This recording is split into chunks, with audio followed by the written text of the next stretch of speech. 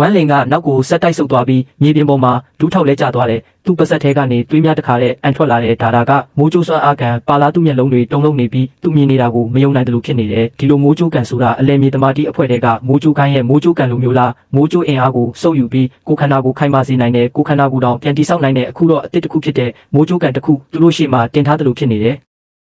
လူတိုင်းမထိန်နိုင်ပဲပါဆက်အဟောင်းသားဖြစ်တယ်လို့အံ့ဩသွားတဲ့ဝမ်းလင်ကတော့လူတိုင်းထက်ပိုပြီးအံ့အားတင်နေတဲ့သူရှိကမိုးကြိုးကန်ကအလဲမြေရဲ့မိုးကြိုးကန်ထက်နည်းနည်းသေးပေမဲ့အတွင်းကမိုးကြိုးအင်အားကတော့မနှဲဘူးအနှဲငယ်ပိုတောင်ပြင်းထန်နေတဲ့လက်တစ်ဖက်နဲ့ကောင်းကင်ဖုံးနိုင်တဲ့အရှင်ကြီးဆိုတာတကယ်ကိုအံ့မခံပဲ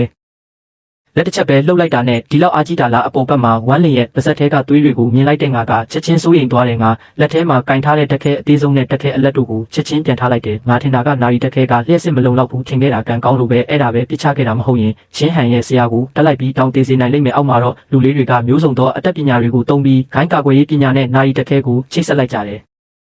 နာရီတက်ခဲတဲ့ကလျှက်စစ်အင်အားကအဆုံးမရှိလို့ပုံစံနဲ့စက်တိုက်တအားပေးနေတဲ့မူလကမီးလင်းမှုမရှိပဲမိတ်နေတဲ့ကာကွယ်ရေးတားဆီးတွေကတဖြည်းဖြည်းပြန်လင်းလာတဲ့မိုးကြိုးတွေတောင်ပေါ်မှာလှုပ်ရှားခုန်ထွက်နေပြီးအရန်အားကြီးတဲ့စွမ်းအားကိုပြတ်တက်နေတဲ့ရန်ထူးဆန်းတဲ့နောင်ငါဖုံးကိုချလိုက်ပြီးခုနကဖြစ်ရက်ကိုမှတ်တမ်းတင်ထားတာကိုပြန်ကြည့်လိုက်တယ်ဗာလဲတာကနီးပညာအစ်လာပြန်ကြည့်လိုက်တော့မော်ဒယ်လိုတိတိလေးဖြစ်နေတဲ့လူတွေအလုရှုံရှုံနဲ့အလှည့်ကျတိဆောက်ပြီးတက်ခဲကိုချိတ်နေကြတာမြင်ရတယ်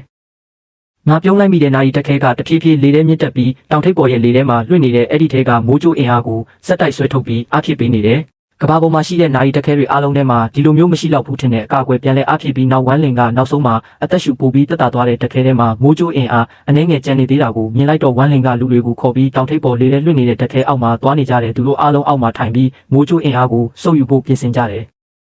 တက်ခဲတဲ့ကလျှက်စစ်တွေထွက်လာတာကမိုးကြိုးငွေတွေလိုပုံစံနဲ့ဝမ်းလင်တို့ရဲ့ကိုယ်ပေါ်မှာလှုပ်ရှားနေပြီးကိုယ်ခန္ဓာကိုခိုင်မာအောင်ပြုလုပ်နေတဲ့အခုအချိန်မှာစွမ်းအားတိုးနိုင်တဲ့လောက်တိုးရမယ်မိုးကြိုးတောင်အောက်မှာလူတဝက်တိရစ္ဆာန်တွေအုပ်စုကြီးကတောင်ပေါ်မှာလေထဲလွင့်နေတဲ့အဲ့ဒီကြီးမားတဲ့တန်ပစ္စည်းကိုအံ့ဩစွာကြည့်နေကြတဲ့